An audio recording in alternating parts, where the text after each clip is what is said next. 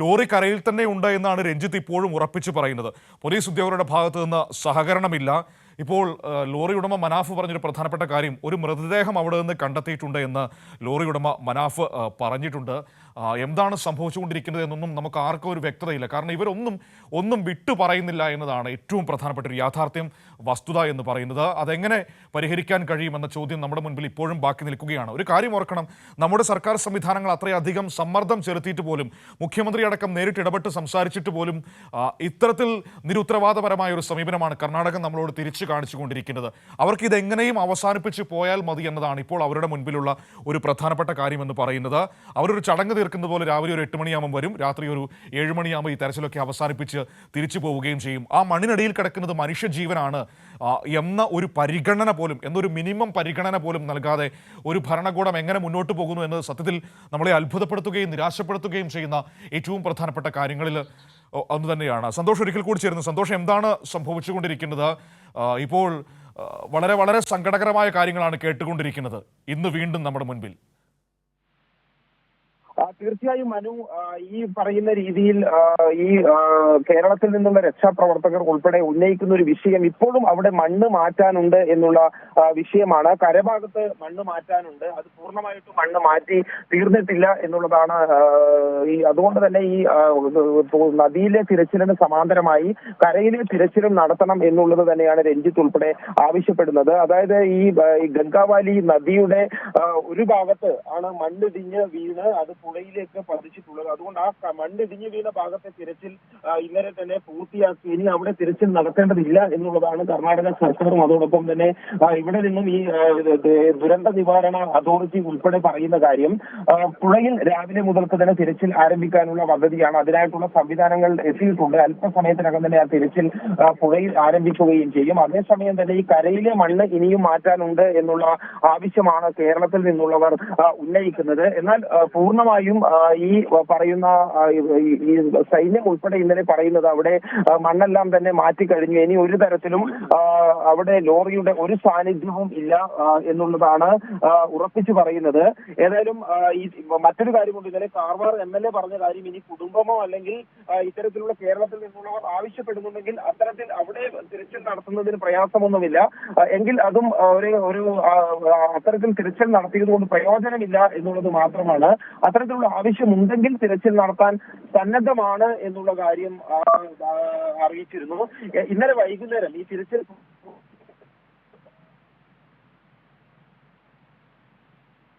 പങ്കെടുക്കുകയും ചെയ്തിരുന്നു. അതിൽ വെച്ച് ഈ ആവശ്യം തന്നെയുള്ള തിരച്ചിൽ നടത്തണം എന്നുള്ള ഒരു നിലയിലേക്ക് തന്നെയാണ്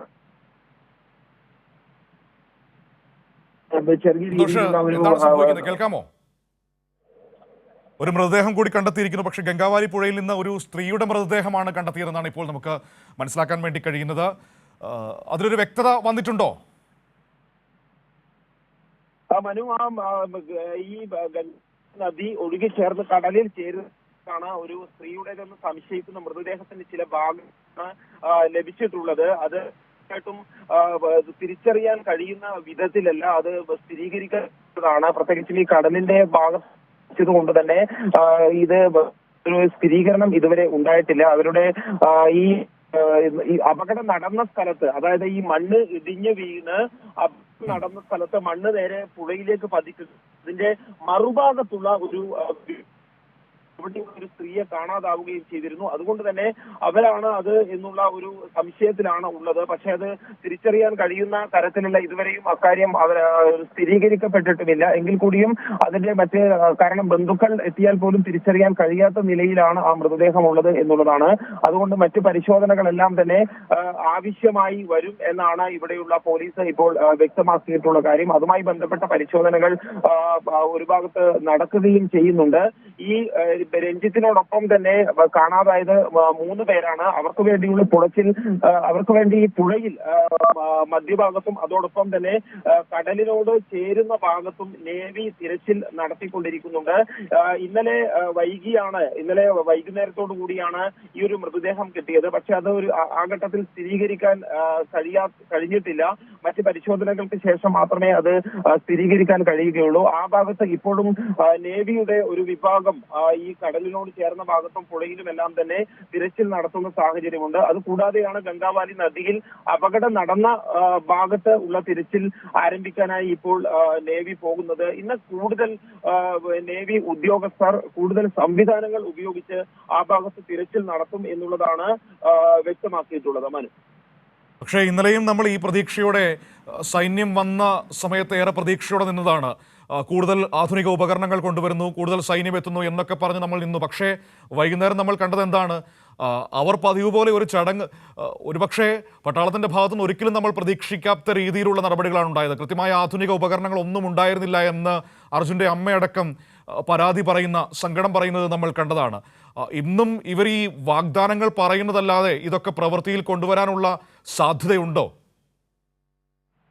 അതായത് ഒരു കാര്യം വളരെ നമ്മളിവിടെ ഉള്ളപ്പോൾ ഒരു കാര്യം വ്യക്തമാണ്. ഈ ഒരു തിരച്ചിലിന് ഒരു ആത്മാർത്ഥതയില്ല എന്നുള്ളത് എല്ലാവർക്കും മനസ്സിലാകുന്ന കാര്യമാണ്. കേരളത്തിൽ നിന്നുള്ള വലിയ സമ്മർദ്ദത്തിന്റെ ഭാഗമായിട്ടും അതോടൊപ്പം തന്നെ കേരളത്തിൽ നിന്നുള്ള മാധ്യമങ്ങളുടെ എല്ലാം തുടർച്ചയായിട്ടുള്ള ഇടപെടലിന്റെ ഭാഗമായിട്ടുമാണ് ഇത്രയുമെങ്കിലും തിരച്ചിലിന് ഈ കർണാടക തയ്യാറാകുന്നത് എന്നുള്ള കാര്യം വ്യക്തമാണ്. കാരണം ആത്മാർത്ഥതയോടുകൂടിയുള്ള ഒരു പ്രവർത്തനം പല ഘട്ടങ്ങളിലും അവരുടെ ഭാഗത്തു നിന്നും ഉണ്ടാകുന്നില്ല. അതുതന്നെയാണ് ഇന്നലെ മനു ഈ തിരച്ചിൽ നടത്തുന്ന അവരുടെ ഒപ്പം ഉണ്ടായിരുന്ന കേരളത്തിൽ നിന്നുള്ള സന്നദ്ധ പ്രവർത്തകർ രഞ്ജിത്ത് ഇസ്രായേൽ ഉൾപ്പെടെയുള്ള സന്നദ്ധ പ്രവർത്തകരോട് അവിടെ നിന്ന് ഒഴിഞ്ഞു പോകണം എന്നുള്ളതായിരുന്നു കർണാടക പോലീസ് ആവശ്യപ്പെട്ടത്. അവരെ കയ്യേറ്റം ചെയ്യാനുള്ള ഒരു ശ്രമം പോലും ഉണ്ടായി. ഈ കർണാടക പോലീസിന്റെ ഭാഗത്തു നിന്ന് മോശം പെരുമാറ്റമാണ് ഉണ്ടായത് എന്നുള്ളത് ലോറിയുടെ ഡ്രൈവർ മനാഫ് ഉൾപ്പെടെ വ്യക്തമാക്കുകയും ചെയ്തിട്ടുണ്ട്. കാരണം ഏറ്റവും പ്രധാനമായും അവർക്ക് ഈ അത്തരത്തിൽ അവരുടെ മലയാളി സന്നദ്ധ പ്രവർത്തകരുടെ സാന്നിധ്യം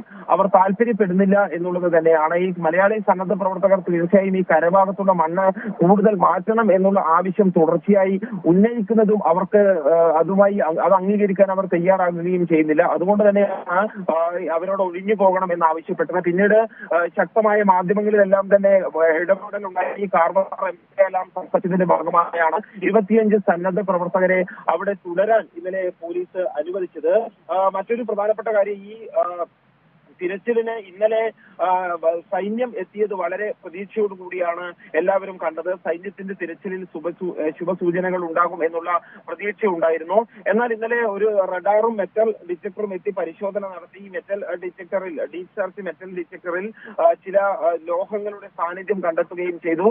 വിദഗ്ധരെല്ലാം അഭിപ്രായപ്പെട്ടത് അത് വളരെ കനമുള്ള ഒരു ലോഹമായിരിക്കും, അത് ലോറിയുടേതാകാനുള്ള സാധ്യതയുണ്ട് എന്നുള്ളതായിരുന്നു. ആ ഒരു പ്രതീക്ഷയിൽ തന്നെയായിരുന്നു ഇന്നലെ തിരച്ചിൽ നടത്തിയത്. എന്നാൽ പിന്നീട് മനസ്സിലായ കാര്യം, അത് കൃത്യമായും ഈ പറയുന്ന രീതിയിൽ പരിശോധനയെല്ലാം ആഴത്തിലുള്ള മണ്ണ് മാറ്റി പരിശോധന നടത്തിയെങ്കിലും അത്തരത്തിൽ ഇത് ഒന്നും കണ്ടെത്താൻ കഴിഞ്ഞില്ല. അത് വലിയ നിരാശ തന്നെയാണ് സമ്മാനിച്ചത്. 3 സ്ഥലങ്ങളിലാണ് ഇന്നലെ ഇത്തരത്തിലുള്ള പരിശോധന നടത്തിയത്. 3 സ്ഥലത്തിൽ പരിശോധന നടത്തിയെങ്കിലും ഒരു സ്ഥലത്തും ഈ അവശിഷ്ടങ്ങളോ മറ്റ് സാന്നിധ്യങ്ങളോ ഒന്നും തന്നെ കണ്ടെത്താൻ കഴിഞ്ഞിരുന്നില്ല. മനു, ഏതായാലും ഇന്നിപ്പോൾ ഈ നദിയിൽ സിഗ്നൽ ലഭിച്ച ഭാഗത്ത് ഏതെങ്കിലും തരത്തിലുള്ള സൂചനകൾ ഉണ്ടാകും എന്നുള്ളതിന്റെ അടിസ്ഥാനത്തിലാണ് ഇപ്പോൾ ഈ നദിയുടെ ഭാഗം കേന്ദ്രീകരിച്ചുകൊണ്ടുള്ള ഒരു തിരച്ചിൽ ഇപ്പോൾ നടക്കുന്നത്.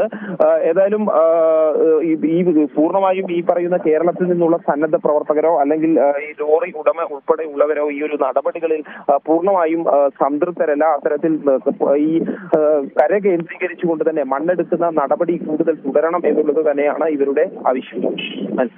ശരി, ഞാൻ വളരെ വേഗം തിരികെ വരാം സന്തോഷിലേക്ക്. ഏതായാലും ആ രീതിയിൽ ഇന്ന് നദി കേന്ദ്രീകരിച്ചാണ് തെരച്ചിൽ നടത്തുക എന്നാണ് പറയുന്നത്.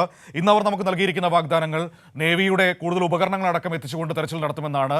കഴിഞ്ഞ ദിവസങ്ങളിൽ മൺകൂനയിൽ തെരച്ചിൽ നടത്താൻ എത്തിച്ച ഉപകരണങ്ങളുടെയൊക്കെ കാര്യക്ഷമത നമ്മുടെ മുൻപിലുണ്ട്. ആദ്യ ദിവസം കൊണ്ടുവന്നത് സൂറത്കല്ലിലെ NIT വിദ്യാർത്ഥികൾ പഠിക്കാൻ ഉപയോഗിക്കുന്ന ഒരു റഡാറാണ് കൊണ്ടുവന്നത്. പിന്നീട് ഇന്നലെ മറ്റൊരു റഡാർ കൊണ്ടുവന്ന് പരിശോധന നടത്തി. പക്ഷേ ഒന്നും ഫലം കാണുന്നില്ല. ഏറ്റവും പ്രധാനപ്പെട്ട കാര്യം, അവർ ആ മണ്ണ് പൂർണ്ണമായും മാറ്റിയെന്ന് പറയുമ്പോഴും അത് പൂർണ്ണമായും മാറ്റിയിട്ടില്ല എന്ന വസ്തുതയാണ് ഇന്നലെ നമ്മുടെ മലയാളികളായ രക്ഷാപ്രവർത്തകർ പങ്കുവയ്ക്കുന്നത്.